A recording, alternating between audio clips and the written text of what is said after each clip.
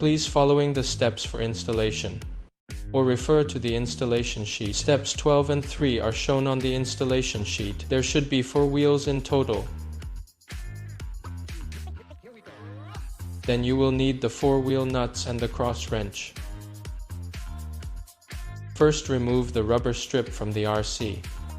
Place the wheel onto the car's wheel hex. Ensure that the wheel hex is fully inserted into the wheel.